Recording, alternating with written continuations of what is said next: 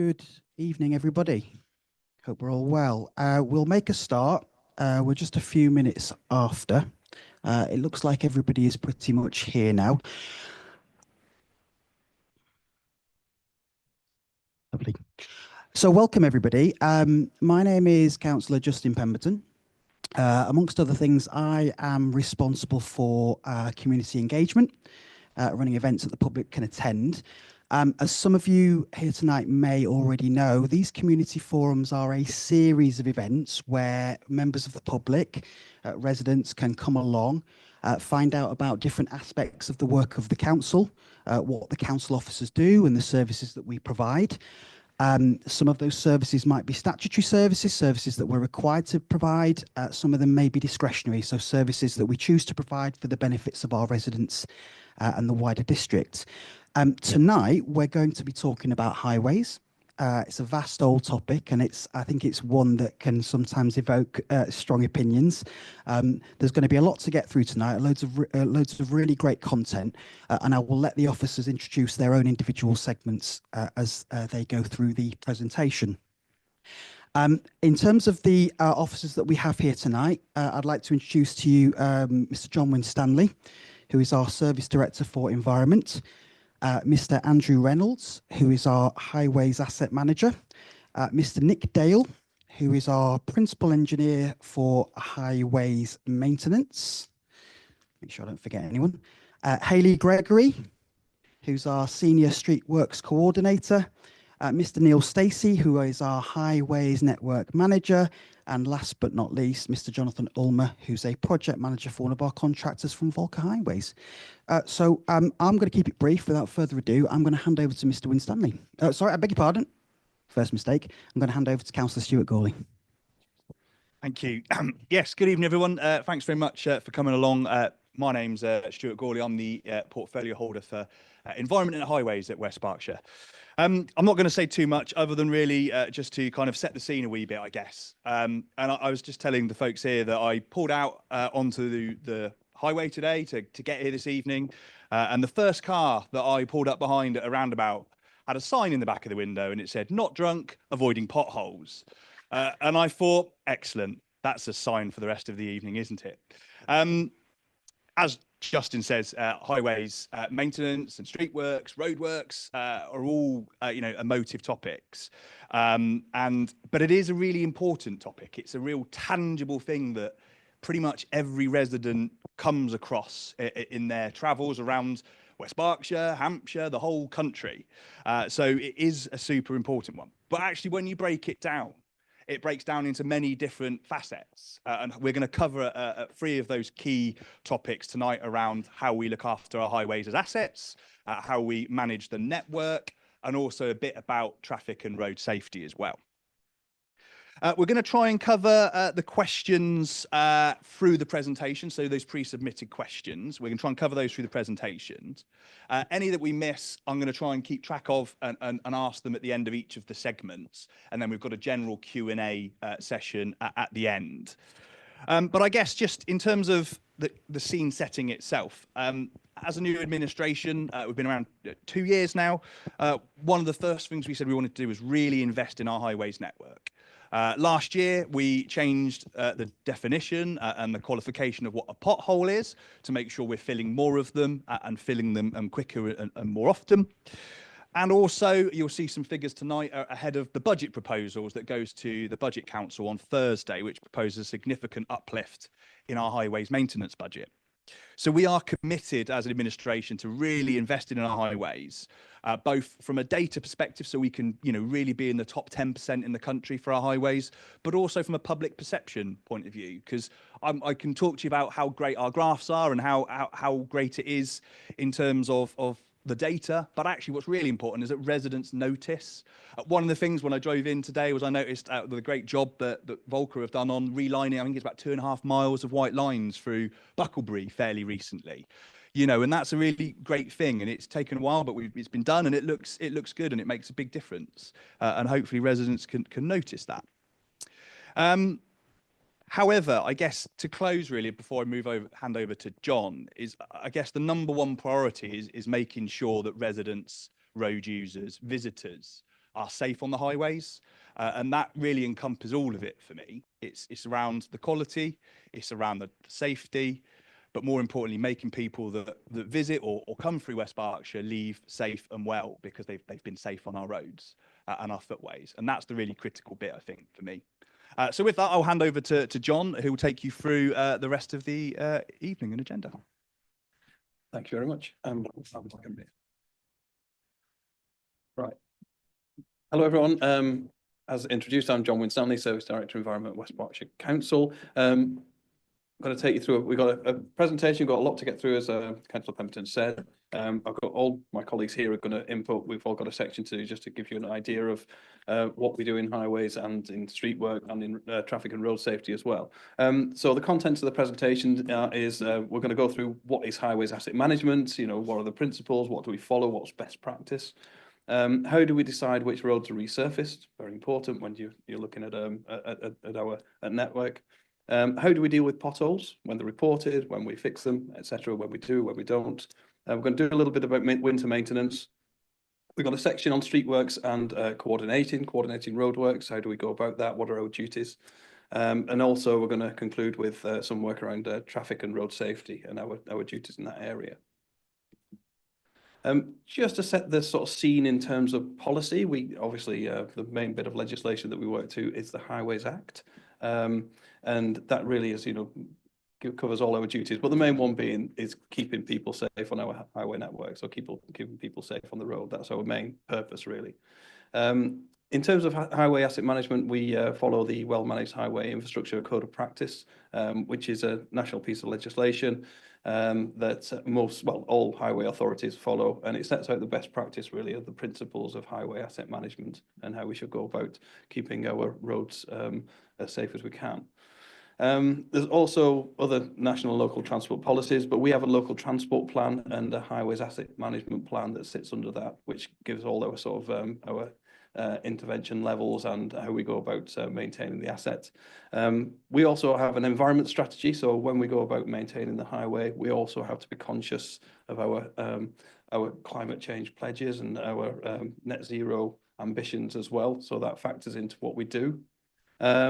And of course, one of the drivers that we have is funding, local and national, and we'll touch on that a little bit as well as we go through the presentation. So asset management principles. So I think the most important thing in asset management principles is the statement at the top, really, and it's delivering the right intervention at the right time in the most effective and sustainable manner. So all our principles are based around life cycle planning. So it's making sure that our roads are sort of maintained appropriately, and that we don't let them fall into complete disrepair, but we make sure that they are kept in a serviceable condition.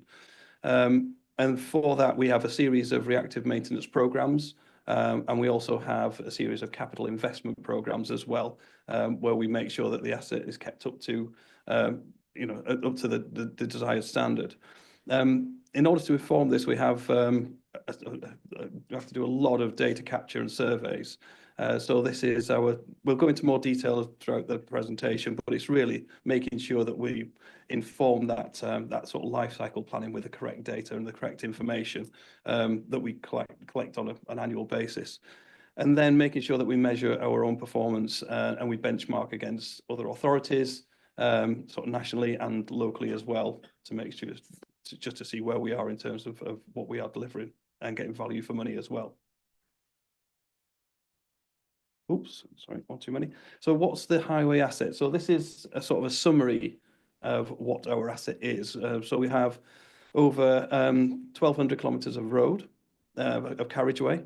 We have about 338 structures on our highway. Footways about 827 kilometres.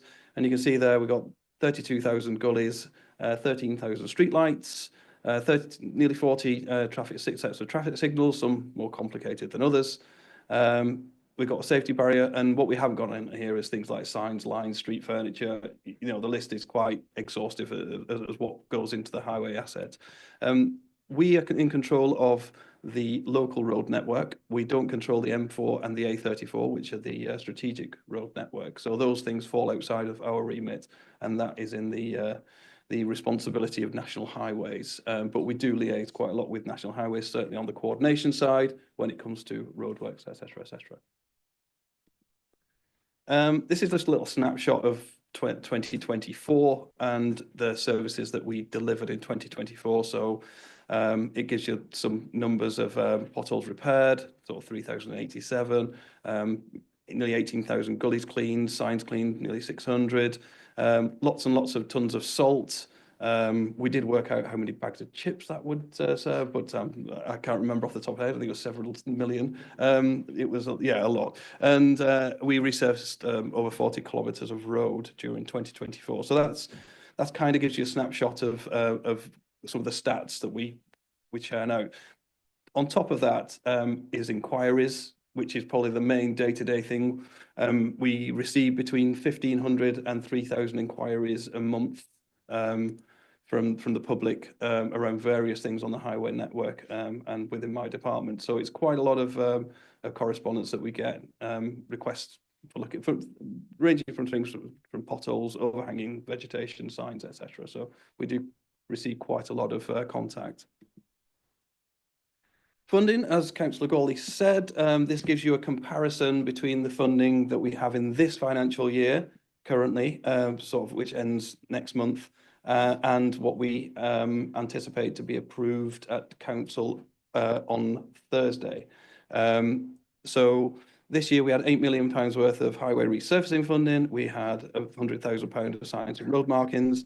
And you can see the comparison there. This demonstrates in 2025-26, we've got a significant uplift in, particularly in highway surfacing, which is great news.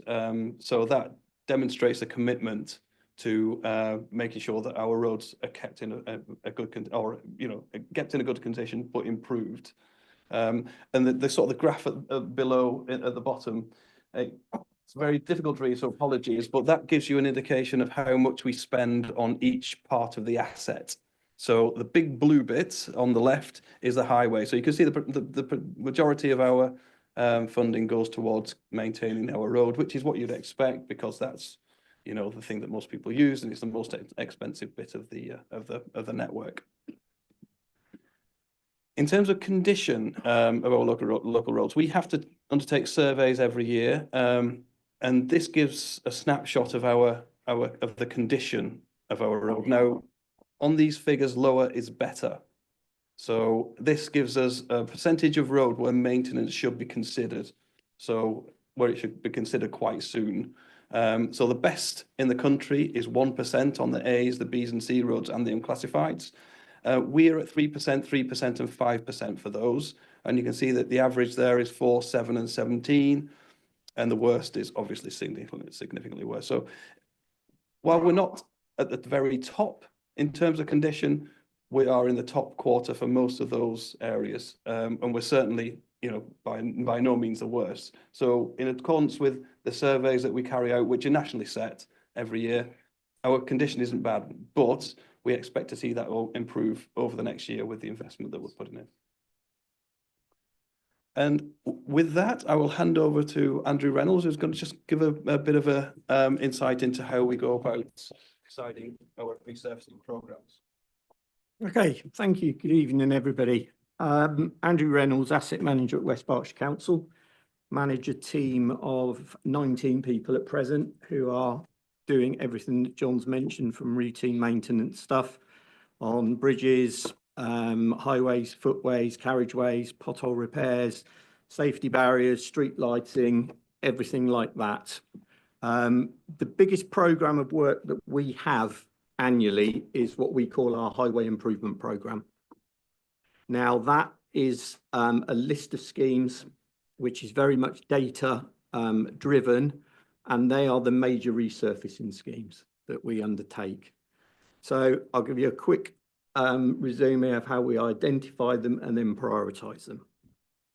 So we collect data, and these are nationally approved ways of collecting data via a scanner and what's called SCRIM. Next slide, John. So the scanner machine, which you can see there, I don't know if you've ever seen one around the network, but that will pick up rut depth in the carriageway, any profile variance, carriageway cracking, and the texture depth. It picks up all of these and produces a report for us that we can then look at. It's all captured via video, and that will then go towards, that is the main steerer towards us looking at the schemes and the condition of the roads in West Berkshire. Next slide, please. This is a typical example of what might be identified. So the green is obviously, it's the traffic light system basically. So green, amber and red. The amber does get split into an amber and a blue. So a blue is a high amber, so that's getting close to red. So it picks up and that will identify sections of road that are red and blue and that potentially will need action quickly. Next slide. Scrim machine, so this measures skidding resistance on the road. Obviously a very important aspect of a road surface is the skidding resistance. So any areas that are identified as being deficient should find their way into the next annual improvement programme because of the safety issues around them. Next slide. There's another example of the data that is fed back to us. So where you've got blue, which is across most of the network, then we're above the investigatory level for skidding resistance. You then have green areas that are just below, and then yellow, which is significantly below, and then the red, which are the ones that are well below. So we'll be looking to do the well below and the significantly below and pick those up in a programme. The grey roads, they're not done. So it's done. Are these surveys for all of the roads or just a few? No, it's done across the network. Obviously, that's just an example pulled out of what it can look like. So, you know, they do get all assessed at varying times. So it's done that way, but that's just to give you an idea of what comes back. Next slide. Other things that are looked at as part of this, we liaise with Neil's team and get any reports of injury accidents in wet conditions, any deterioration trends over a period using the scanner detail that we receive. So if a road is continuing to deteriorate year on year at a high rate, then that will get picked up. Any maintenance costs, ongoing maintenance costs, so where you get clusters of potholes that are costing the council a lot of money to keep going back out and repairing, that's all picked up as part of the analysis. Stakeholder concerns, any reports we get in, they do get flagged up in the spreadsheet and they're assigned a scoring system. And our highway inspectors who are out inspecting the roads regularly, if they've got any particular concerns about sections of road, they feed that back into the system as well. Prioritisation using the point system, as I mentioned, so it all goes into a spreadsheet, and then using the scanner data, the scrim, historical scanner, past maintenance cost, and any inspections, we then produce a list of schemes that, using that data, will be prioritised for the highway improvement programme. The budget then comes into it because obviously we have a set budget for that year, so we then have to cut our cloth accordingly, and then we create the first year of the programme and then the second and third years of the programme. Next slide.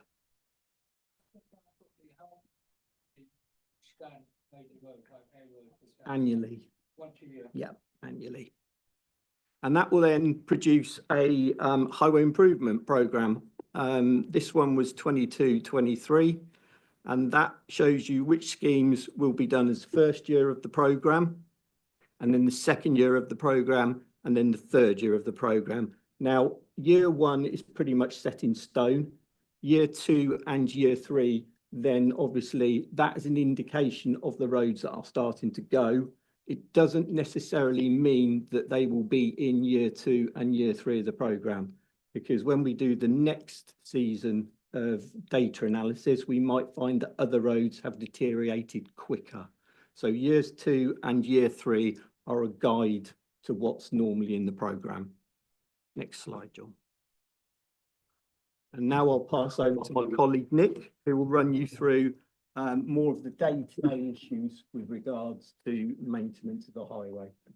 Good evening, everyone. Nick Dale, I'm Principal Engineer, working in Andrew's team, and my team generally look after defects or issues that are reported to us that affect the highway or the carriageway, and other kind of general highway issues.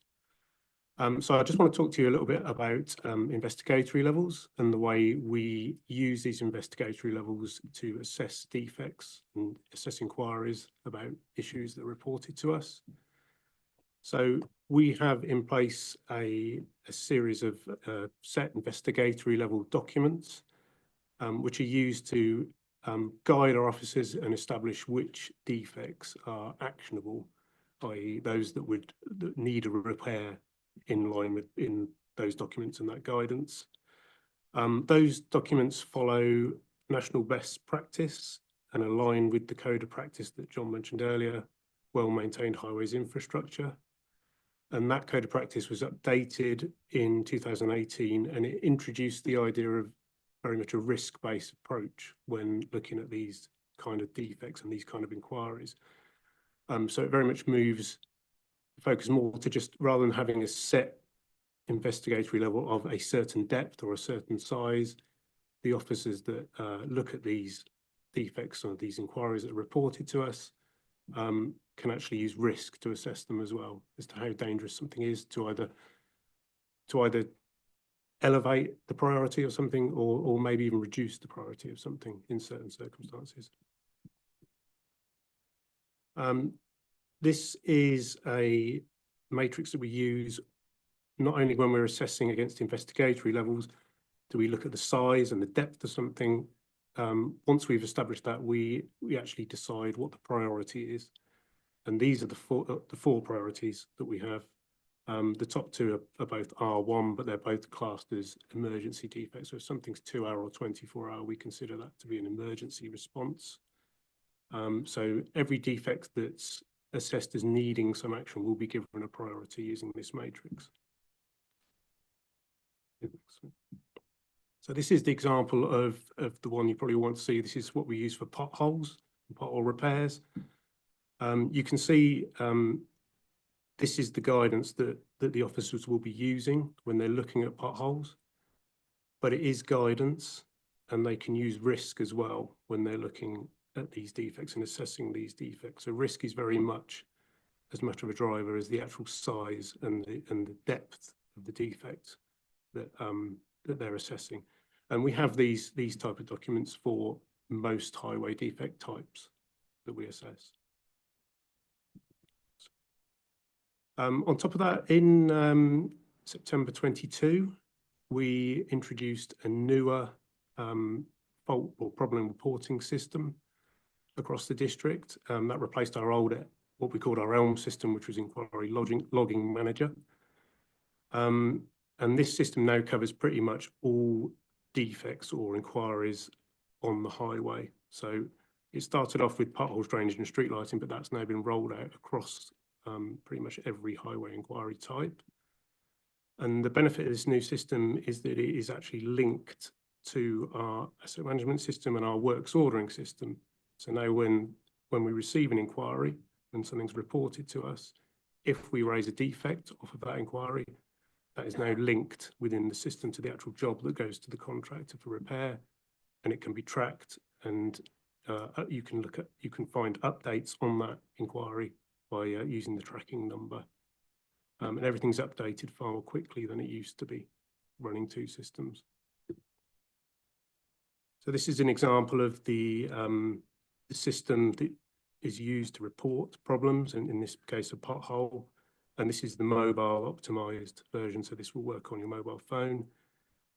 So one of the other advantages that we have with this new system is, with our old system, we used to get a lot of duplicate inquiries. This system allows you to add yourself to an existing inquiry and receive the updates that relate to those inquiries. We now have the ability to add photographs to all defects that are reported to us or all inquiries. And as I said earlier, it is optimized now for use on pretty much any device because it's all runs in a web browser, it's all browser based. We still have obviously the traditional, you can phone up our customer services and you can send us emails, but this is the way we very much would like stuff reported to us. This is an example of when reporting certain asset types, streetlights in gullies or drainage mainly.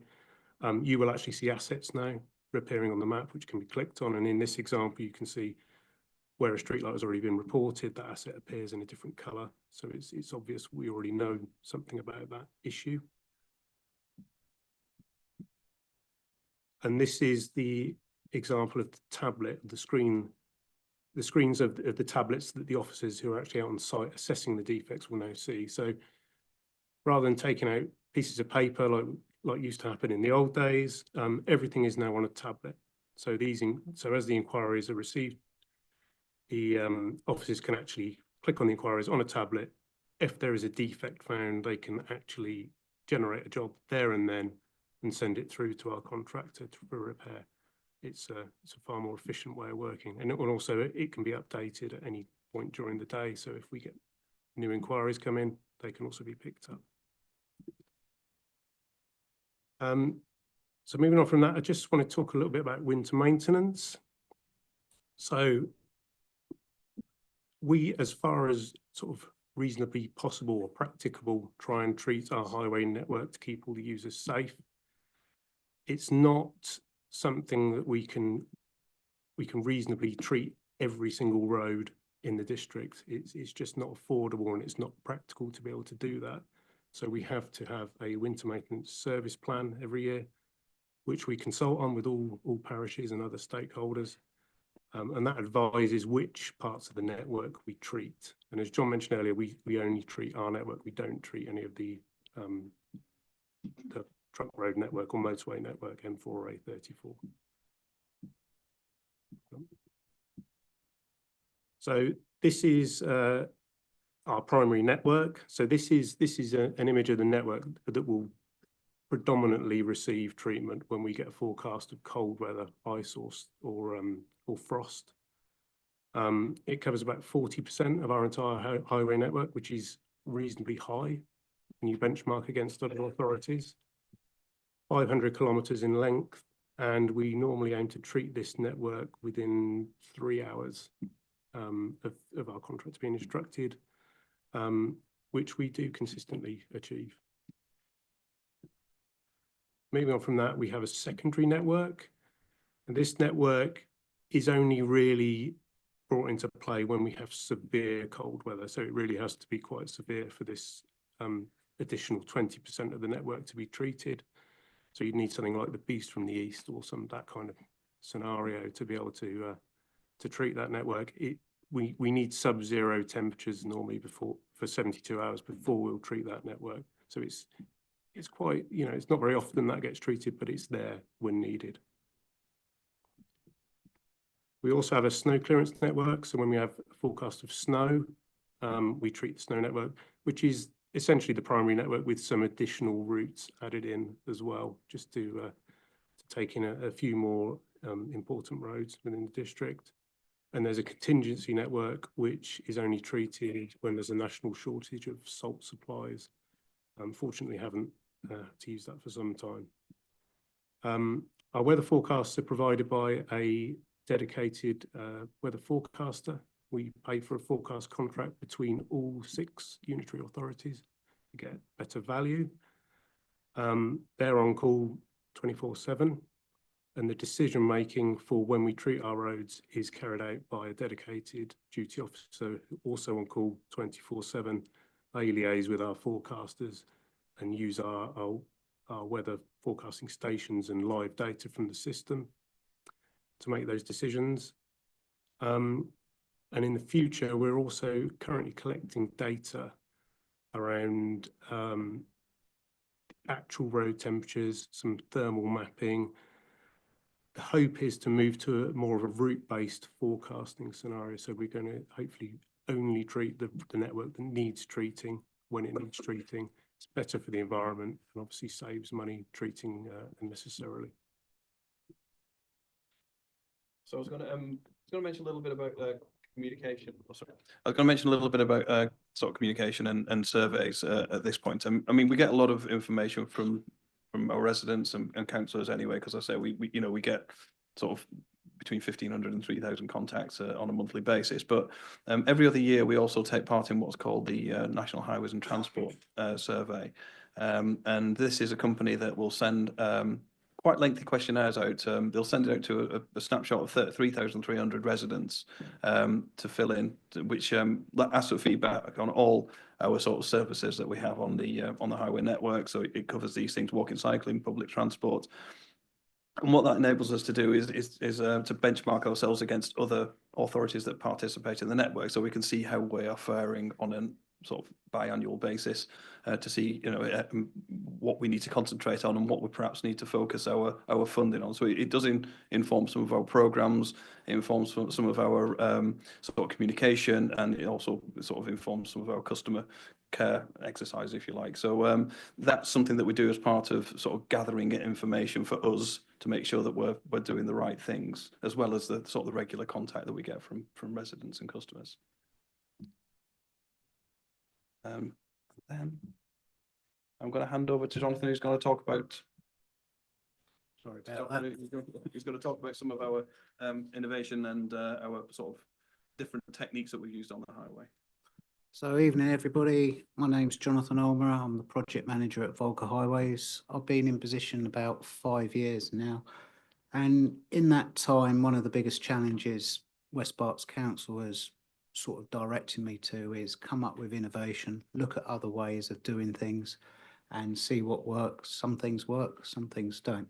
So what you've got here is a few snapshots. First one, there's a man what looks like he's pushing a roller along the road, but actually he's retexturing that roundabout to improve skid resistance.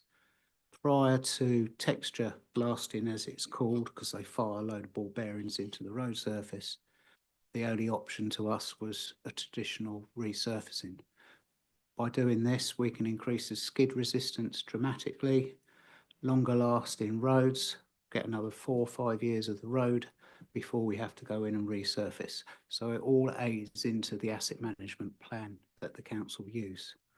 The bottom picture, those that go up Turnpike Road often will recognise probably that photograph. That is using a rubber road hump rather than traditionally building them. We found these are lasting longer. They are made fully 100% recycled plastic, so it's got a carbon saving there. Personally, I think they are great because they haven't deformed as those other ones, but down the bottom end towards Shore Road, you can see where they've deformed over the years. And on the right hand side is what we call micro asphalt, which those that have been around a long time would call a different name, which was slurry seal, where you're covering the imperfections on the footpath. You can't get every undulation out, but what you are is improving the road footways for those to make it more accessible to everybody. And that again is a cheaper way of prolonging the life of the footway. You can't do it everywhere, but if you get the timing right, it's ideal. The one thing that people always come and say, why isn't there a magic cure for potholes? Why isn't there one way of doing it? It's one of those things that I think whoever did it would be a multi-millionaire. You've probably seen on the press, I think it was last year, Oxfordshire did a big trial with about 5 or 6 different techniques to fix potholes. There's unfortunately not one size fits all. We use a mixture here. We use the single layer tough patch for the small pothole repairs. For the larger ones, we either go in and do traditional dig out the roads, but we try and make it less manually by using a planer where possible, similar to the multi-hog machine below, which I think is majority of the work done in Hampshire is with the multi-hog. But what they found is that the outputs aren't as good as they would hope.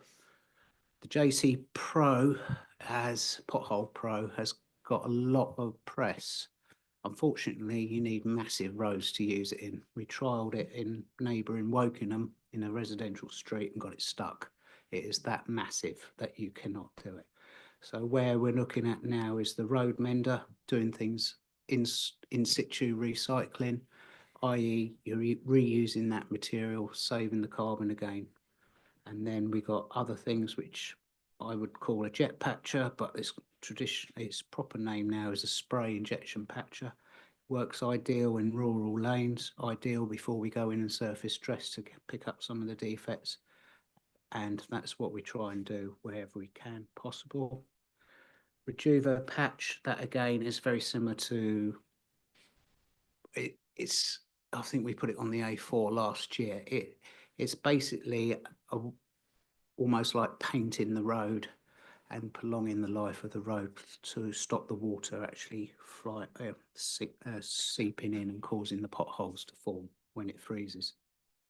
Again, asphalt seam joint repairs on concrete roads. You've probably seen Arrowhead Road is probably the best example where we've been through and tried to join those. Where the concrete bays move over time, unfortunately, you need to seal them because the water gets in and then everything sinks underneath, and before you know, everything rocks around. And what we try not to use so much these days is a thing called deferred set, which is a very temporary material. And traditionally now, because they make it very carbon friendly by using vegetable oil, it just won't stick like it used to. Thank you. Yeah.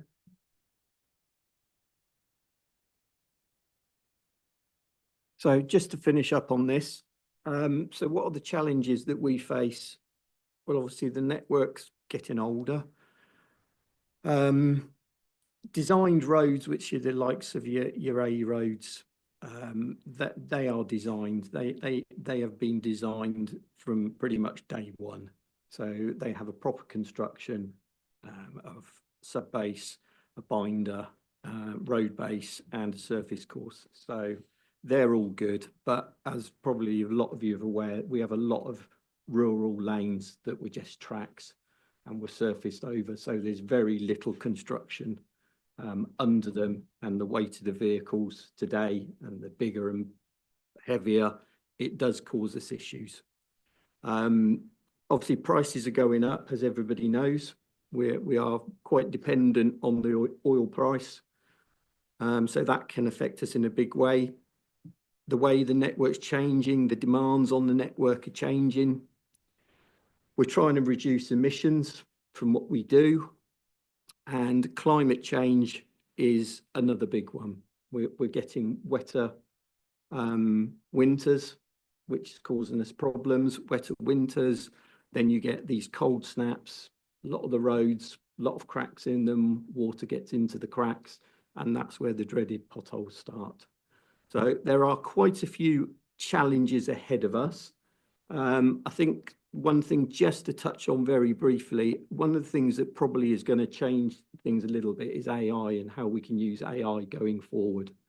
So that's something that we are currently using, but that I think eventually will inform our decisions for highway maintenance going forward.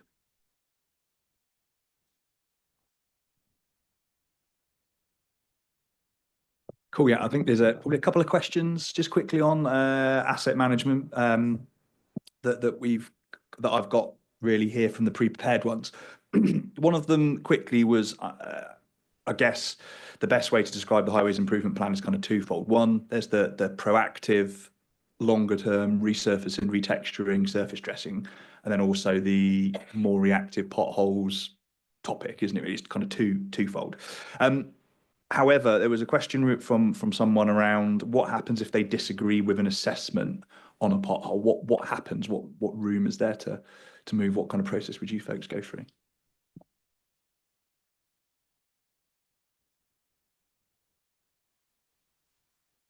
I think it's quite difficult. We get so many inquiries. Now, what we try to do, because we get so many, we try to automate our processes as much as we can. You know, it is for the, you know, we get a report in, somebody will go out and inspect it. Either we will progress that or we won't.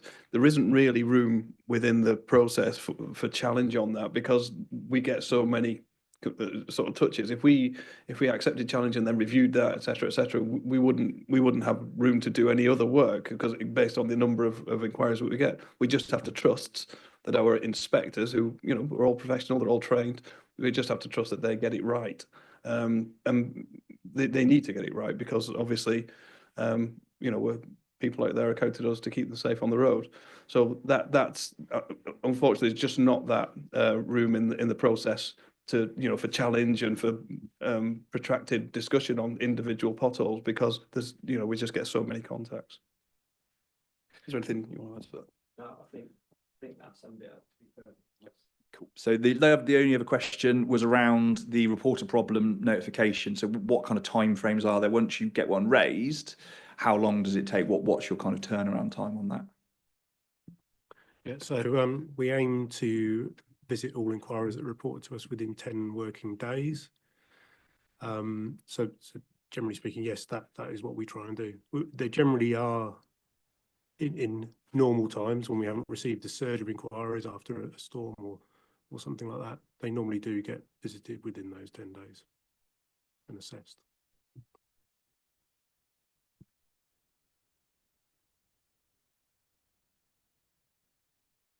Okay, hi. Sorry that I've got my back to some of you. My name's Hayley. I'm the Senior Street Works Officer for West Berkshire Council. I manage the coordination side of the team predominantly. So the members of the team that are looking at the requests that we get for works to take place on the network. And we also deal very closely with the inspector side of the team as well. We've got another half of the team full of inspectors who are out on the ground that look at the works going on for statutory undertakers, utilities, etc. And I'll explain a bit about what we do and the legislation that we have to work in for that as well. So we are responsible for approving and coordinating street works. That's utility works, so BT, Thames Water, SGN, etc., and those lovely fibre companies as well. Also works for road purposes, so our own work, so local authority works. We also coordinate and plan the works that this team ask if they can come and do on the road, and we have to plan those works in alongside the utility works, and also works undertaken by private contractors on our network, so needing scaffolds, skips, things like that, someone who wants to put in their own private service, a water connection, and we issue the licenses for those too. We're responsible for inspecting those sites, reporting defective apparatus that's owned by utilities, and we receive and process an average of about 600 permits every month from just statutory undertakers and with our own works too. Okay. Thank you. So we are restricted to legislation in how we agree works and how works have to be undertaken as well.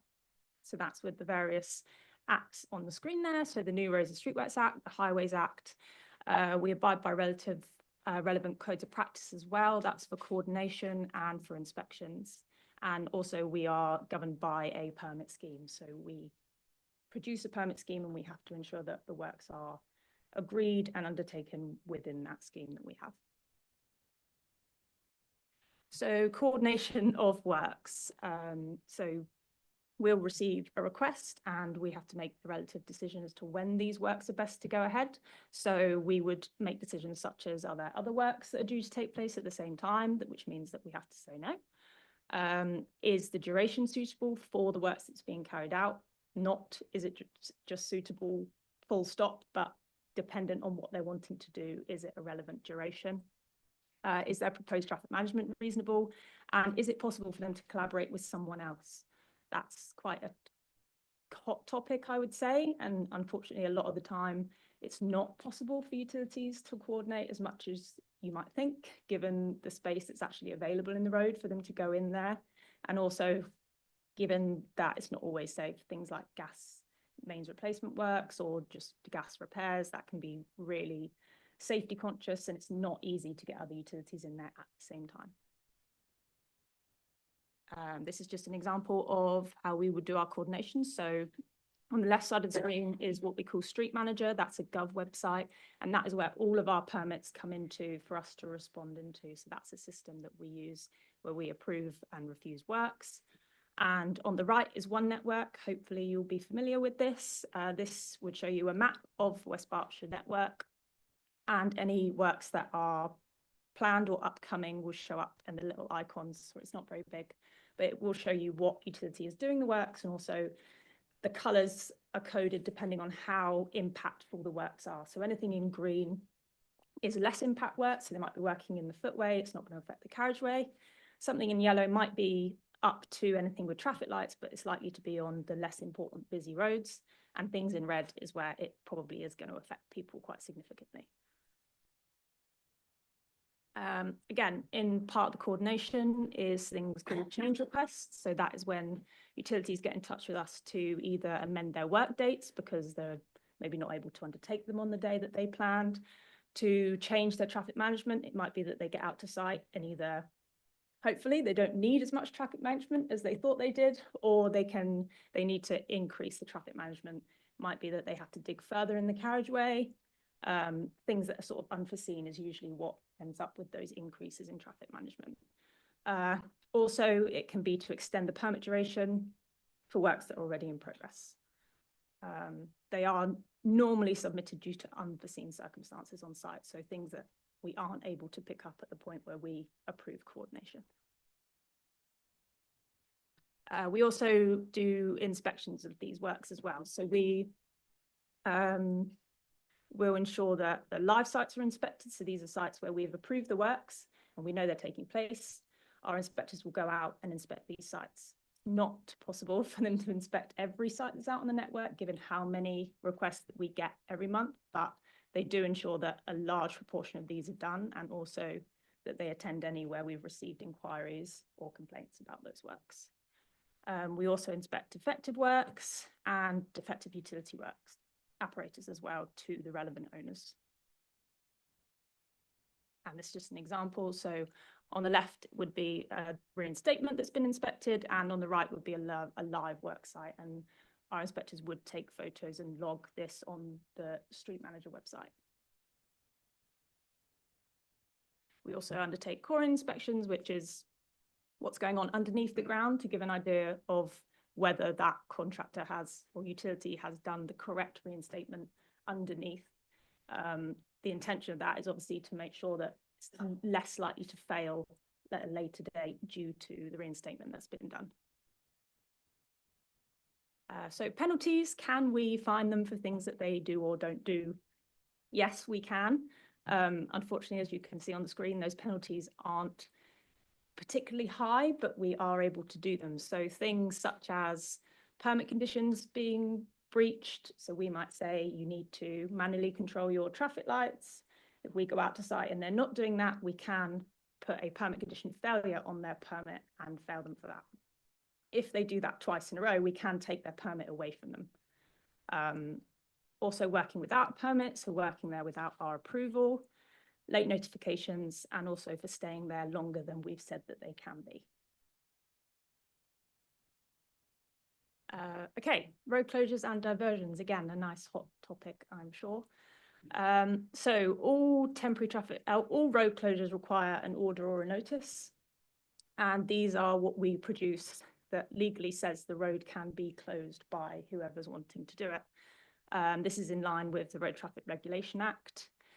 There's no requirement to consult on these temporary road closures, and the Traffic Authority, which is us, do have the right to close any road under our ownership that we deem necessary. Normally, or in all cases, this is down to safety. So is it safe for the road to remain open when the works are taking place? And if the answer is no, that's when a road closure is necessary. All of these orders that we produce are valid for up to 18 months within the Road Traffic Regulation Act. Obviously, it's not very often that they do last for that long. So a little bit more about closures and diversions. The traffic management company that install these closures and the relevant signage are responsible for ensuring that the signs that are out on the network reflect what we've agreed with them, that there's no defective signs and the signs haven't been moved. If we receive, like I say, inquiries about things like this, we will go out and check these, and our inspectors will drive the sites and pick up any issues and report that back to those traffic management companies. Like I say, we do our utmost to inspect all the road closures that are out on the network at once and the diversion routes, but due to the volume, it's not always possible. And we will prioritise those high impact closures in busy areas or where we've had issues that have been raised. So notice of works when we are advising that works are taking place. So anything with high impact, so traffic lights in busy areas and road closures, we condition those permits that we approve to say that the utility needs to do a letter drop to residents or businesses to let them know that this is taking place, and install advanced warning boards on the network as well, giving information about those closures. We also issue stakeholder notifications, which can be shared on the between the wider community, advising of the closure, duration, and the reason. For the high impact and long duration works, we will often request that utilities do either a drop-in centre or they have community engagement events to try and get people along to ask questions about why they're doing those works and give people more information about why they're taking place. And we use one network specifically for things like noticing of work. So you can sign up to receive alerts for works that's taking place in your area, and also find out any information about those closures. We link all the detail that we put in our stakeholder notifications is put on one network with the works themselves, so that information is shared to a wider audience too. So some limitations, unfortunately, there are some. So works promoters that we get requests from have a right to maintain their apparatus in the highway, which means that we can't unreasonably withhold approval for works to take place. Like we were saying earlier, we can decide when they take place and at what timings, but we do need to be reasonable and work in line with our legislation to do so. Anyone has a right to request road space and traffic management to undertake works on the highway, provided they give us the relevant documents needed to do so. Things like immediate works are a huge limitation for us. They come out of nowhere, which I'm sure you might have come up against. Nobody can foresee them. These are things like water leaks and gas leaks, electric faults as well. And they can commence without telling us that they're going to. So they have the right to go out on the network and start working with no prior agreement to do so. And unfortunately, this often takes place in those busier areas where, like we were saying, the road network is used a lot. And that's when we get things like utility assets being damaged as well. And that can, of course, be problematic if other works are already agreed in the area, or like I say, in busy areas as well. And again, whilst we can condition a lot of works, the legislation is really clear about what we can and can't condition and when we can put these conditions on certain works as well. So you get sworn at, but it's not necessarily your fault. Yeah, yes, exactly.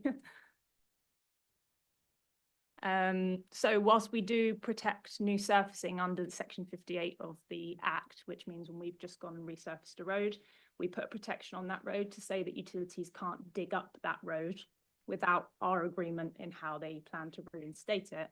Things like new connections, so new customer connections for water and things, and also immediate works are exempt from that. So they can go in there and dig up those newly surfaced roads without any prior agreement with us.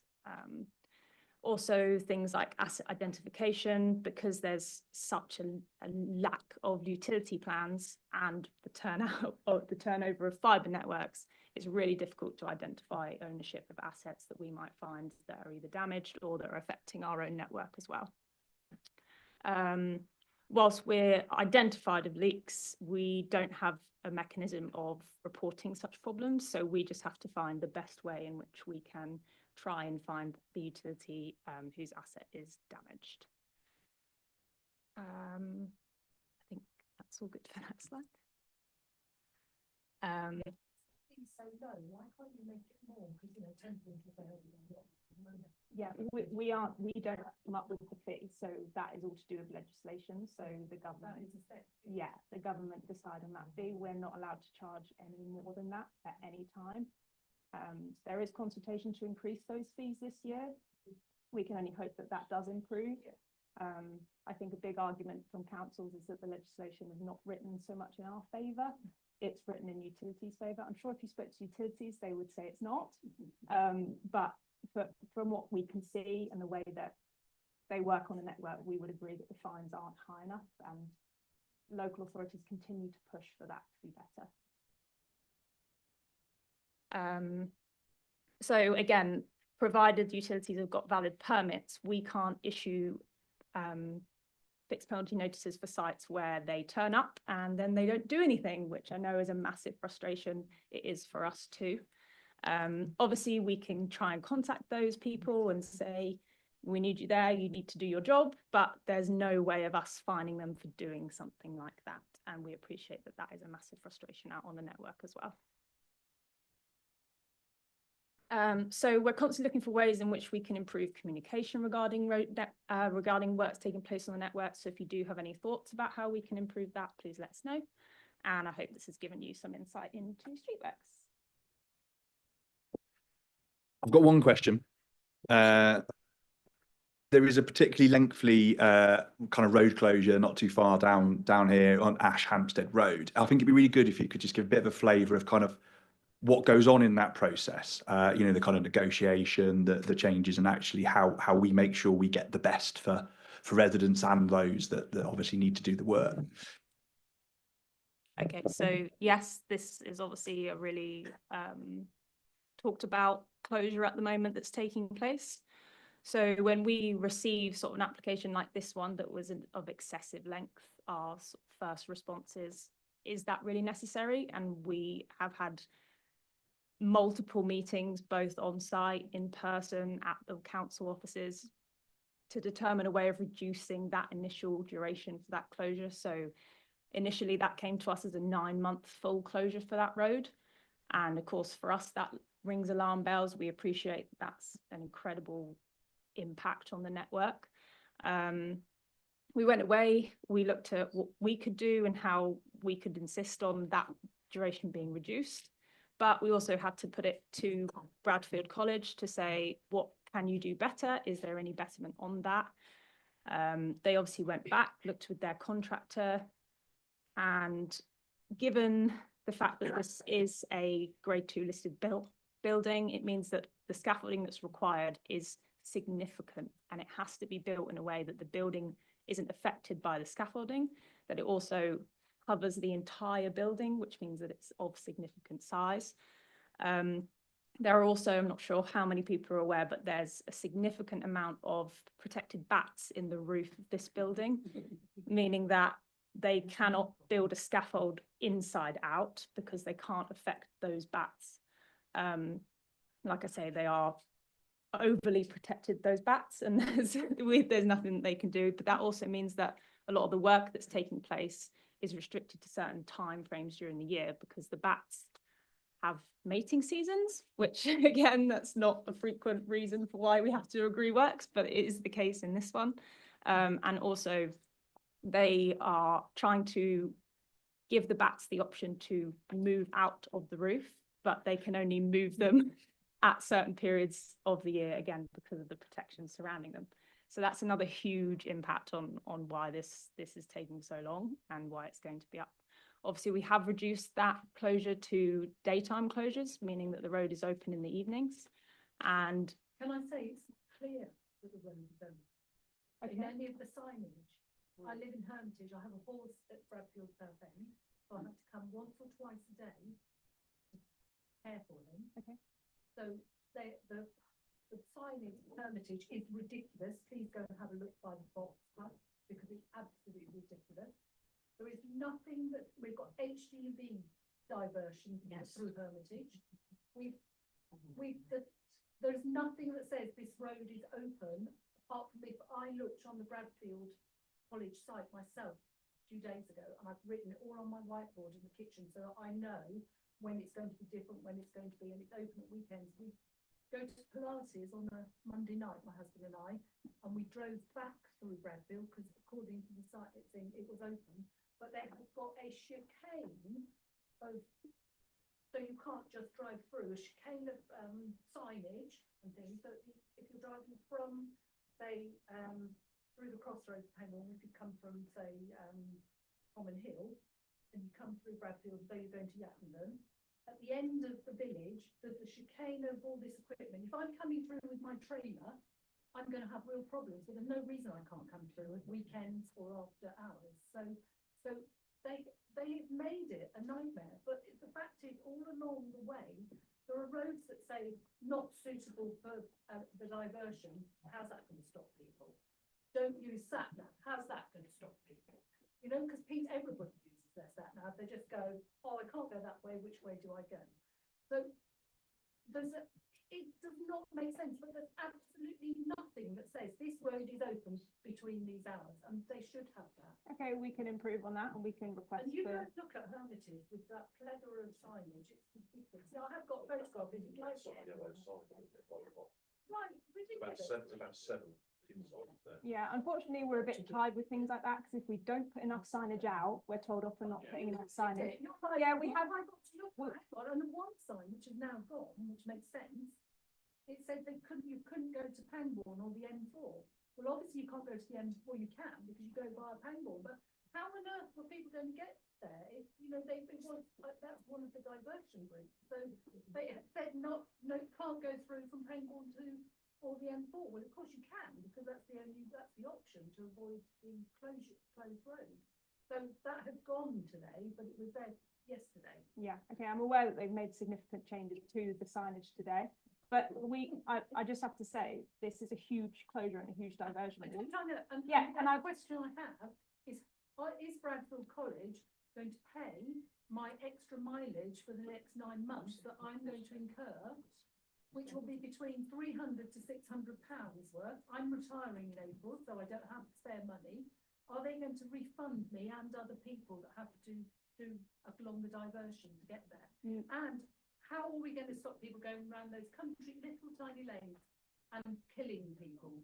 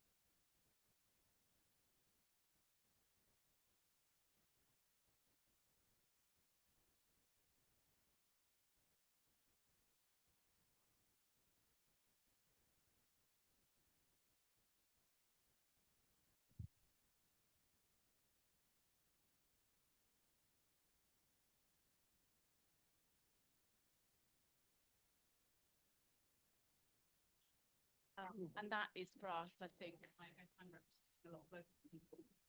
This is what so on, that I think we feel that the road could be made 3 meters wide. I mean, one person went down to talk to the scaffolding people yesterday, and they was like, we suggested the road stay open 24/7, but we were told that the council had said they didn't want it open. So I think there is the impact. I mean, Yattendon shop today, their turnover he said they were down 2/3. The Yattendon estate, Child's Court Farm, they didn't even know about it. They'd never been told by Bradfield College, all the businesses there. And we live on Mariners Lane, so I have a vested interest because that is one of the rat runs. But I'm not that bothered about that. What I'm really worried about is all the little businesses and people that are massively affected. And I think people feel desperately upset because there's a general feeling that if the college had wanted to, that road could have stayed open. They've obviously started with you with 24/7 closure for 9 months, and you quite rightly have said that's not acceptable. But I think you've gone halfway along the road as such. Let's keep it open at night, but actually it can be open all the time with that pavement being taken. If it was for a month, you wouldn't take the pavement up.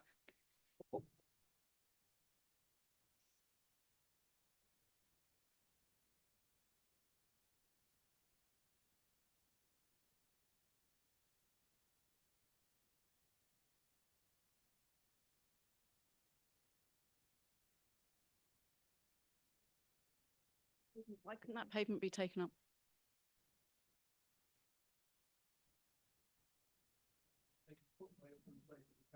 Correct, it's a year. Route them round it.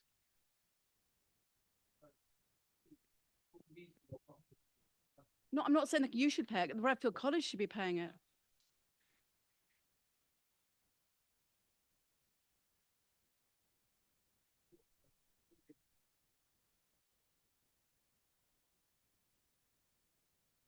I just don't, sorry. We need to move on to the next one.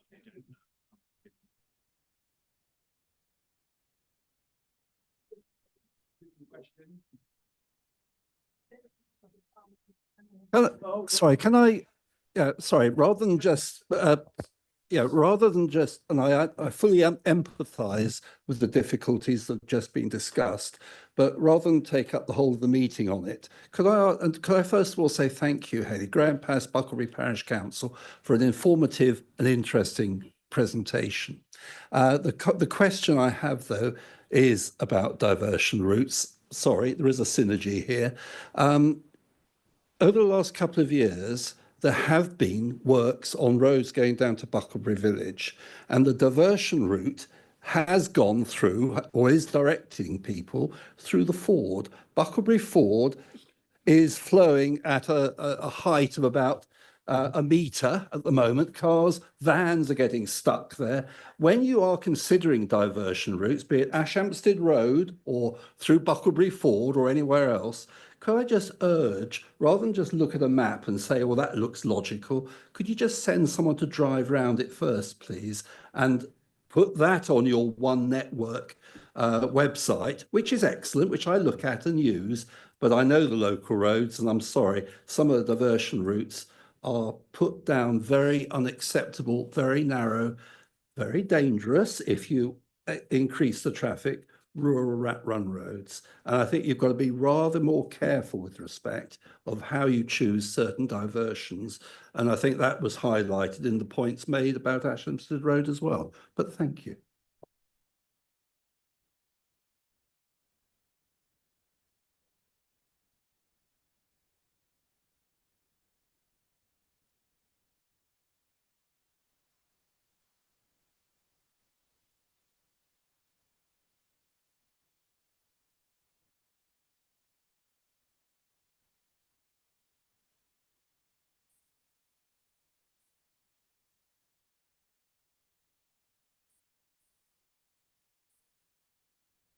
Off-road.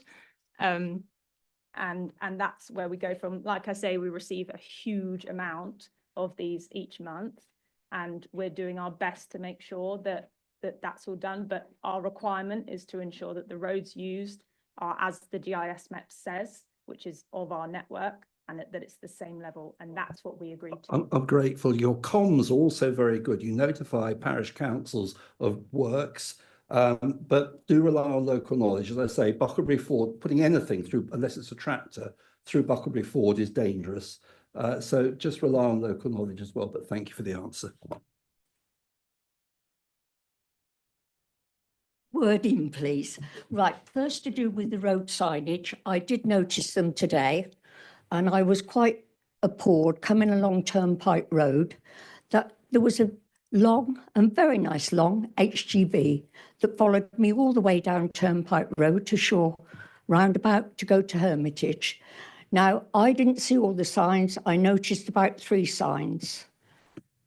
Yes, I think they do need to be looked at, because again, Turnpike Road is heavily used, and there is a slight problem because, one, I've lived in this area all my life for a very long time, and people have put works for people to live where there should be houses on through areas that have come available to build garages, meet places and everything else where there are residential roads. You don't think about the people. You don't think about the people that walk. Cars are more important than people, and people should be put first. I've seen a lot there, and yes, I've been to a hell of a lot of forums over the years when we used to have them, and worked with a lot of people prior to you or you, which I don't know. And I find we're still going over the same old things, especially in my road. And that's the one thing I want to bring up with your street care. Because do they know when they go to do a job which is the left or right of the road, when they've been given all the information? Because in our road, they don't. And we have a piece of, well, some people call it a car park, but we like to get into the entrance of our properties. I have been absolutely abused by people all over the world from different countries of abuse, and not treated respectfully as I would treat other people. I don't park and limit people to getting out of their roadways. I am not rude. I am fed up with the F word being used. What I would say is, if it's a specific issue and concern, I have used it speak to all me, the time. Come and My council is dealing with it, my new councillor. I've known her many years. Good. But we want to know why the white lines have been put somewhere else to where they should be in front of my driveway. And that's probably not one we can answer tonight, but happy to work with your local councillor. They can send it over to me and I can pick it up. It's already been sent over you. It's being looked into by a female in your offices, which has been dealt with by my local councillor. Good. But I do, and what annoys me with, you've all got these mobile phones. You all moan about potholes. Use your mobile phones. What are they there for? I can ring up when I get home. I've only just got a mobile phone, a newer one. But I ring up and I report. I could tell you at least a dozen problems along the A4 at the moment. And I think it's a key point that you raised there, that actually we can only fill potholes and investigate potholes if we know about them. That's right. And I know that Nick and Andrew have touched on that briefly around report a problem or phoning it through. Absolutely critical, because that information builds the data for that phone number is there in my head and has been there for many years. Someone puts it on Facebook, there's 1,000 comments. One of the first things I always say is, have you reported it on report a problem? Because actually, if you've got the reference number, we can pick it up. That's right. I try to learn people in our area along the A4 to teach them to phone up, and I give them the number. I said, I can't keep doing it. You must get fed up with me saying my name and reporting them. And I've done it for many years. Thank you very much. That's good. And if you get any concerns with the white lines, please do let me know. But I think we'll just take a question at the back because we've been waiting patiently. So if you just hit the little mic button on there, sir. That's it. That one? That's the one. Yeah, I'd just like to look forward a little bit, and I'd like to talk briefly about the local plan, which your council is very likely to adopt in May of this year. I chair a Bucklebury Parish Council here. There is projected to be a 2,500 home building going on there during the local plan period.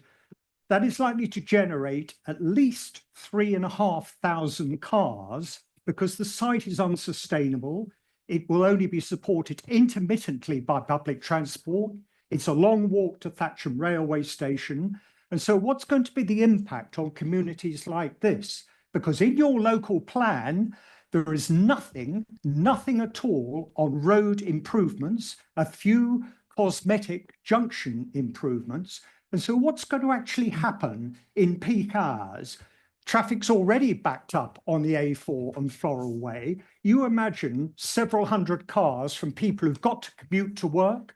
Because the secondary school is likely to be off-site, have probably got to take their children to school. There's people going shopping, people on leisure. They're going to be coming up Hartshill Road, going through Cold Ash, going through Upper Bucklebury, when there is not one iota of road improvement projected. I'd like the view of your council as to what you think the road safety implications for the parishioners that I represent as a result of this local plan. I think the first thing I would say is it's not our local plan. I think as a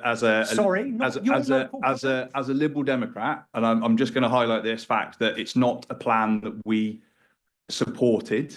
I know all that. I'm talking about the future. It's going to be absolutely, adopted but I should make that really you're between clear. a rock and a hard place, and you're going to adopt it in May. So let's assume that, and then let's answer the question I just put to you. I can't speak that we're going to adopt it when it comes forward because that hasn't happened yet. What I would say, and again, technical input if required, but planning applications will have to come forward whatever happens. And they will be judged on the merits of the NPPF, that the National Planning Policy Framework at the time, as well as the information in that local plan.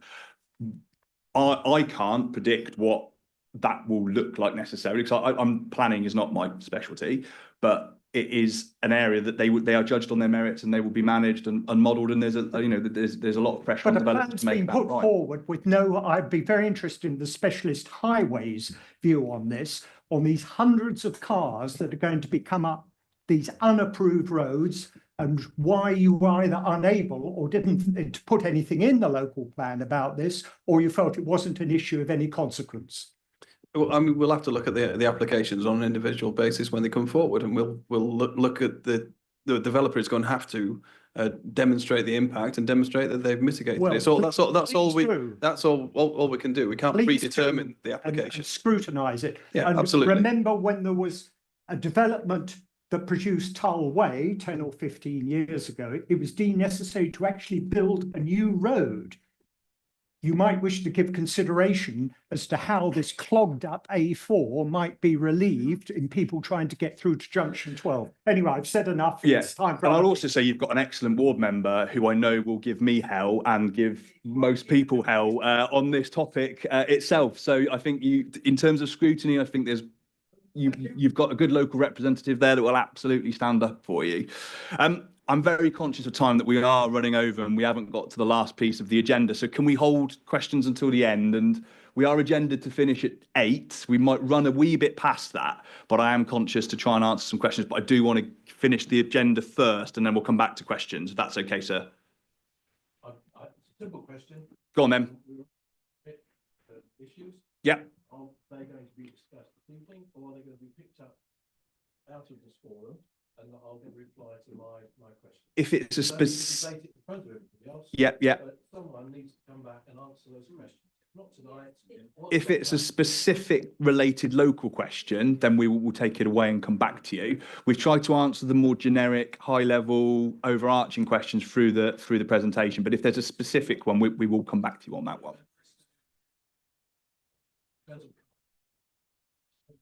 a broad question. John, hopefully we can pick it up. Okay, cool. Right, excellent. So the final bit, Neil. Oh, is it Neil? It is. Yeah, Neil, over to you. Evening. Oh, can everybody hear me? Is that was it clicked off again? Good evening. I'm Neil Stacey. I'm the council's network manager for highways, and I'm against the clock. I'm going to talk a little bit about road safety and traffic management. The safe system approach is being used in a lot of industries nowadays, and we're also using that approach to road safety. So the approach is a proactive approach, which has 4 elements to it. And in order to keep people safe on the road and to prevent accidents, we look at how 4 elements interact and prioritize what we do based on those 4 elements. So the 4 elements to the road safety safe system are safe people and safe behaviours, safe roads, safe speeds, and safe vehicles. And the next slide, I've got some examples of each of those. So safe people and safe behaviours, and what the council can do on this front. We've got education. We've got targeted engagement with different road users with different needs. So as an example, we we talk to children at a very early age about keeping safe on the roads. Going back in, when I was growing up, it was the Green Cross Code. It was that's the thing that taught children how to cross the road safely. We still do that. Less so since the pandemic. We used to go into children's assemblies in schools and teach them the basics of road safety. Now a lot of those types of resources are online. We also target particular road users with particular needs, like new drivers. We do a lot of education with sixth forms, trying to help people get off to a good start as they're learning to drive and as they've just passed the test. Training, the major thing we do with training is bikeability. The old word for that would be cycling proficiency. We teach children bikeability level 1 and level 2. We send people into schools to give them the basics of keeping safe riding a bike. So we just have got some numbers here for you. Level 1 cycling, level 1 bikeability. In the last year we did 1,200 10-year-olds, and level 2 we did 1,100 11-year-olds. So that's an idea of the scale, the number of people that benefit from this kind of intervention. We do campaigns, we do posters on the local level. We do posters. We've done those in the past where speed slogans, that kind of thing. You've seen the national TV campaigns for drink driving and seatbelt use and that kind of thing. And enforcement, it's not just about speed, but the police generally carry out the enforcement of speed, seatbelts, alcohol and drug use, and vehicle condition. Examples of what we can do for the safer roads element. You've already heard about the asset management side of this, which is fundamentally to keep the roads in a safe condition. And to prevent accidents at source, if you like, in that sense. Various safety measures that we can put in across the network, mainly on an evidence-based approach. It's sort of a horses for courses. You've got warning signs, traffic calming, crash barriers, pedestrian crossings, lighting. And the evidence that we use to justify or to identify the need for these type of measures are predominantly surveys that we have done for vehicle speeds, vehicle volumes, and also statistics about how accidents have happened, where accidents have happened, and how many. Safe speeds. I'm going to come back to speed limits shortly because I know we did have quite a few questions submitted prior to the event on speed limits. So I will come back to speed limits in a little bit more detail. Suffice to say, the council is responsible ultimately for setting what speed limits are, and we can encourage compliance with those speed limits. The police are responsible for enforcing speed limits on the network. A really important point that I always try to hammer home is that an appropriate speed is not the same as the speed limit. Safe vehicles, less for the council to be involved with. This is more led by the automotive industry and national legislation. So there's some kind of things there that keep people safe in their actual vehicles. So I'll come on to speed limits. The main thing that speed limits should be, in my opinion and in my experience, is consistent. Drivers need to be able to recognise why a speed limit is what it is, and if two roads look the same and feel the same, then I strongly believe they should have the same speed limit. So if a road looks like a 30-mile-per-hour speed limit in Lambourne, it would look like a 30-mile-per-hour speed limit in Bucklebury as well. Speed limits should be realistic. By putting a speed limit down, it doesn't automatically mean that people are going to slow down. In doing that can do more harm than good. We need to make sure that the speed limits that we set have a fighting chance of being complied with that. Otherwise, that can bring speed limits generally into disrepute, and it can raise expectations to an unrealistic level. The process by which we decide what speed limits should be. If there's a request for a speed limit change, we We look at that request, we review it, where we compare it with the guidance and with other local roads to maintain the consistency. And because we need to make a legal order to bring effect to a speed limit, we can't just put the speed limit signs up. We have to make a legal order. We have to consult on it, and we have to consider any objections that are made. Specifically for 20-mile-per-hour speed limits, our previous approach to 20-mile-per-hour speed limits was as it is with every other speed limits. We'd look at individual requests and individual streets and say whether, and following the review process, we would say whether a 20-mile-per-hour speed limit was or was not appropriate. There's a commitment in the new council strategy to use 20-mile-per-hour speed limits on a wider basis, especially in residential areas and near schools. But the work that we've done has identified that we can't realistically do 20-mile-per-hour speed limits on a street-by-street individual basis in response to individual requests. That was not going to be a manageable way of delivering the commitment to using 20-mile-per-hour limits on a greater number of roads.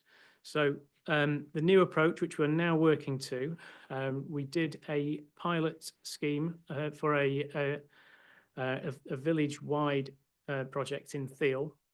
We instead of looking at one or two roads, we looked at the entire village, and we came up with an assessment of what roads were and weren't suitable to be put down to 20 miles per hour, and we went through the process. We created the legal order, we did the consultation, and we brought that order into force.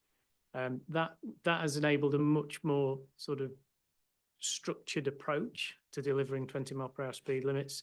And following that pilot scheme, we are now looking at a rollout of further 20-mile-per-hour projects on an area-by-area basis over the next few years. So subject to the council meeting, which is later in the week, which will set the council's capital programme and capital funding for the next few years, that should enable us to begin the area by area rollout of 20-mile-per-hour speed limits. Sorry, that was so fast. And incredibly, it's 8 o'clock, so Could you use your microphone?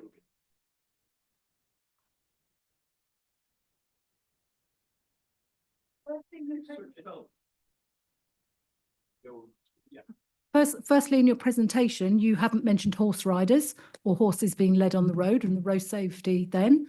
You haven't answered my question, which is about will the council support the 10 mile an hour, the Go Slow campaign that is now part of the highway code that says any driver going past a horse, whether they're being led or whether they're being ridden, should go at no faster than 10 miles an hour and at least 2 meters apart. And if you're on a narrow road, that horse rider will get out of the way as soon as they can, but you have to give them that chance.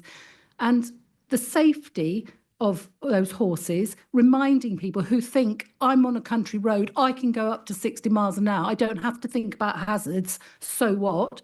We have to have, I sent a picture of Oxfordshire who have in the rural communities have the warning signs and reminder about the 10 mile an hour scheme about the new ruling. So I have asked if West Berkshire Council will support that.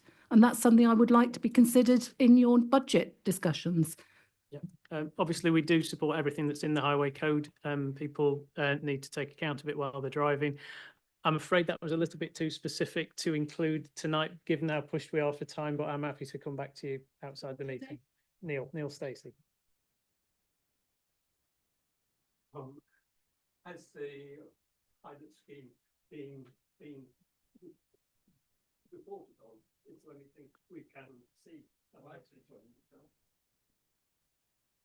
Sorry, I was just asking if the Thiel pilot scheme, which you say has been done, and you've done a lot of work on it, is there any where we can see that? We haven't published the detailed response to it yet. We have had follow-up speed surveys done.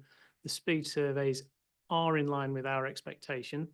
And that is to say that on the vast majority of roads, where residential roads, the speeds that are being recorded are at or very close to 20 miles per hour.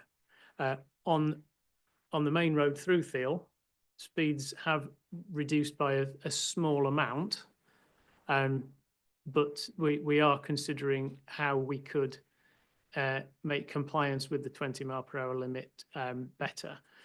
Sometimes you have to say, if a road is 30 miles per hour, people driving at 30 miles per hour, it's not going to be realistic for them to drop their speed to 20 just because the speed limit has changed. And we didn't expect people to immediately slow down, but that isn't to say that especially on the main road through Thiel, it wasn't the right thing to do to reduce the speed limit, because there's a school, in fact there's two schools, there's a pub, there's a library, there's a residential area. So where there's a specific need to where lower speeds are specifically desirable on a road like that, where there is a school, etc., then if vehicle speeds don't go down, then we need to look at further measures to ensure compliance further down the line. So that's going to be a key learning point from Thiel and how we apply that elsewhere. We're having another set of surveys done in Thiel later on in the year, but at the moment, half of Thiel's dug up because of our friends at Southern Gas Networks. That is a good way of slowing people down, yes. But yeah, we will be. Well, it's all subject to the budget approval, and we won't begin this till next financial year. But yeah, there will be further information published about this in the near future, I'm sure. Hi, can I ask a question about VAS? I read recently that the vehicle activated signs are pretty much spent in much of the county, and that it would suggest that as and when they fail in future, it would be down to the parish councils to come up with the funding to replace them. I'm also aware that where we are looking to put additional vehicle activated signs in to encourage people to stick to the 30-mile-an-hour limit, we are awaiting on West Berkshire to produce a policy on such signs being put in by parish councils. And we've been waiting for some time. So we are now in a position where we're having to use our SID far more regularly to try and achieve what we would be looking to achieve with a permanently installed device. Thank you. Yeah, that is, as you say, a work in progress. I did have some numbers here, actually. We had 96 vehicle activated signs, permanent signs across the district, to go with 151 flashing signs outside schools.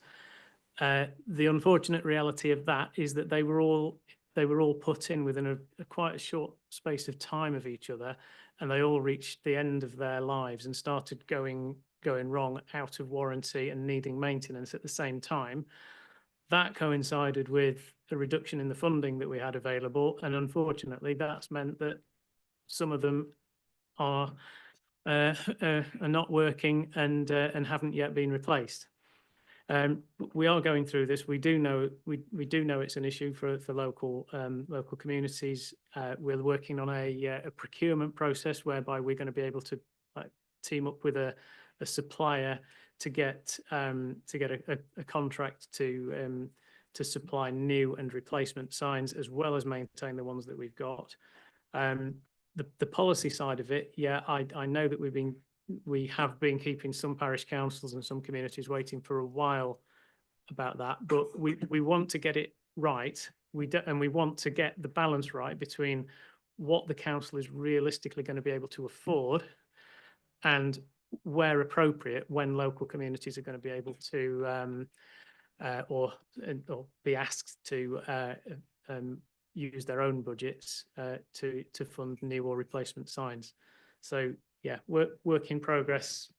More information. All I can say, sir, is while you are deliberating and trying to come to a decision, our residents are seeing cars going through 30-mile-an-hour limits where we've measured at 96 miles an hour, many at 80, and we are at the moment unable to do very much about it in terms of putting these signs up to try and encourage individuals to slow down and rethink the errors of their way. So please come to a decision quickly so we're able to take some action. Yep, fair point. Right, I think we've got two questions where we probably need to start thinking about wrapping it up, I'm afraid. Yeah, questions, and I think you've answered most of them. But you started off by saying that it's your aim to keep people safe on our highways. In the case, and later on in the meeting, you said that normally any response to any report a problem, flagged up on the report a problem site, 10 working days. So what's your reaction, or how does the team react to a problem which is reported being potentially dangerous, obstruction and such like? Is it still 10 working days? And how do you actually assess the danger of that report? How quickly do you respond and put it right, basically? I can give you an example, okay? You probably know me from when I give you an example. The A4, bottom of Burnham Hill. Last year, I repeatedly reported a problem of long grass on the central reservation, which, if you did the assessment from a lorry, it looked absolutely fine. If you do it from a car, you realise that people coming down onto the junction, there's a potential for a serious accident there because there's no clear line of sight. So it took all summer to get the grass cut last year.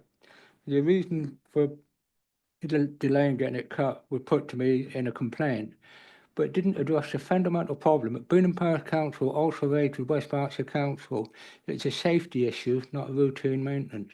So I'm just keen to understand, is it 10 working days or is it immediate?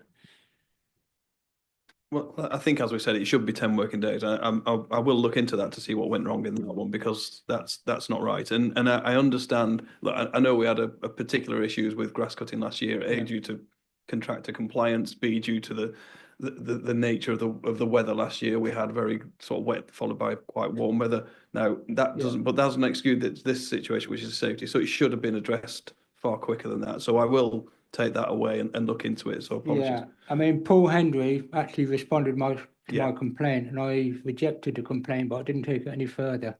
But I will continue to monitor it this year, because there's going to be an accident down there. That's my point. It's a serious, it's I will go back and make sure that that's been addressed in the contractor schedules to make sure that particular. I think the sight lines should be picked up, especially on our main routes. So that's something that I'll take back and have a chat with the team. Just quickly, I happened to spot it today. This may have gone live more recently. It may even be a follow-on from my complaint last year. But grass verge is being cut on highways, and it appeared that West Berkshire have a policy of cutting verges in urban areas 5 times a year and in rural areas twice a year.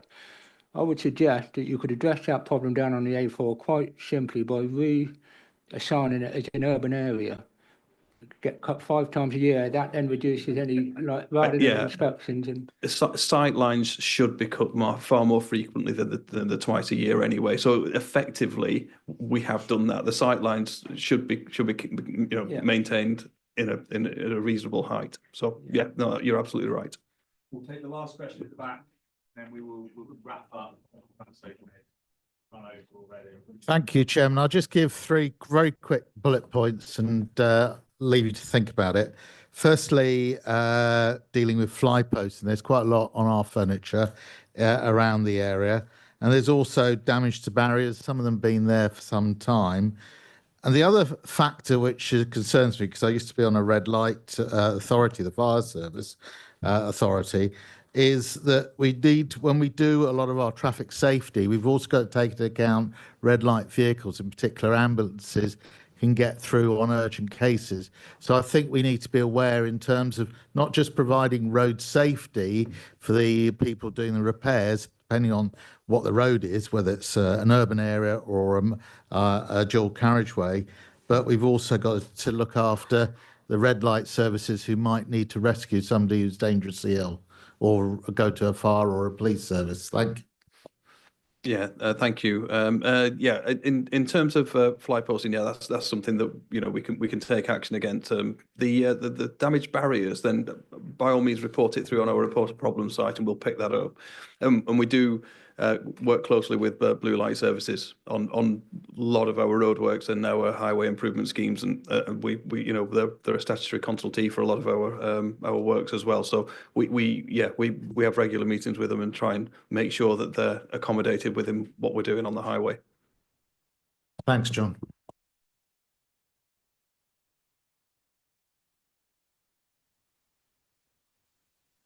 Sorry, I believe we've got one person online with a question, and it'd be good just to take that quickly if that's okay. So apologies for missing that earlier. Good evening. Can you hear me? Yes. Okay, I'm Mr. Giles. I live in Ford's Farm, Calcutta, Reading, and for 50 years we've had a problem on the Bath Road of flooding. That was from the day that the road was rebuilt outside of the golf course. On numerous occasions, I've had the opportunity of getting alterations made to try and stop the flooding outside of the golf course. In 2008/2009, I was successful in getting serious improvements for the drainage, which should never happen again from that day onwards. And it still does through negligence and incompetence of West Berkshire Council officers. And one of them is in the room tonight, and that is Mr. Winstanley. I believe that you've got a contact to the council that you can raise this issue with. No, I have broken that contact because he's a waste of time as well. Okay. And hearing that, give me the same amount of time that others have had. I've waited here patiently all evening. This is a problem that could be dealt with quite easily. Why don't you send me the details over and I'll share? I have done that. And Mr. Winstanley, can I just finish, please? Mr. Winstanley has rebuffed me 2 years ago, and it's on email. And I find it disgraceful hearing complaints of other residents here tonight, and it's quite obvious you don't take them seriously enough. To be quite honest, this meeting is a bit of a joke. You say you're here for highway safety. A problem for 50 years was quite easily resolved, yet the West Berkshire Council officers, and one of them, as I said, is inside this room, just turns a blind eye to the situation. So how do you intend to resolve it? Sorry to interrupt, but if you've got a specific issue or concern, please do send it to me. My name is Stuart Gawley. I'm the portfolio holder for Highways Environment, and I'll happily look into it. Obviously, I can't talk about what happened 50 years ago, 2 years ago, whatever, but I need the detail to be able to look at, and I'm happy to follow that up with the relevant officers. But now's probably not the forum to air that. But please do feel free to send me the specific info. I thank you for that. I will contact you. Excellent. No worries. Thank you very much for the question, and apologies for keeping you waiting there. Thank you very much. Okay. I did warn everybody at the start that highways was a very emotive topic and vast, and I think the proceedings of tonight have so proved. But I hope everybody enjoyed the session, and I hope it was informative. Obviously, there's strong opinions in the room, and I would expect there to be. That's absolutely fine. But I hope you found some value from the event and enjoyed it as well. So I'd like to thank everybody for coming this evening, giving up your Tuesday evening to be here. I would also like to thank the officers as well for giving up their time and going through all of that information with us. I know from conversations that I've had with Councillor Gawley and Mr. Winstanley and Mr. Stacey that there's stuff that wasn't covered tonight. There's other stuff that highways do that we didn't talk about this evening, such as the scale of functions that the highways team have to deal with. And it's a really important function, keeping the integrity of our highways network and safe for its users, making sure that it functions as it should do. So thank you again for being here tonight. Before everybody goes, I've got a quick favour to ask. On your desk, there are some feedback forms, which I would strongly encourage you to fill out. If you can before you go. If there aren't enough, I will make sure you get one before you leave. We do obviously run these events to try and make sure that everybody gets as much out of them as they possibly can, but we do welcome feedback. These events are evolving. We continue to run them, and it's only with that feedback that we can make them better. We have modified the form slightly to what we normally do to include the report a problem function, the URL address for reporting problems that the officers have talked about this evening. As you know, it's the quickest and easiest way to make sure that those inquiries are logged and routed and dealt with. So you might want to take a screenshot of that before you go, if you're not already familiar with it. For the people that are online, the feedback form will wing its way to you on an email, probably tomorrow now. Again, I would strongly encourage everybody to fill that out and send it back to us, just so we know what you thought. Other than that, thank you everyone again for coming, and I wish you a safe journey home. Thanks a lot.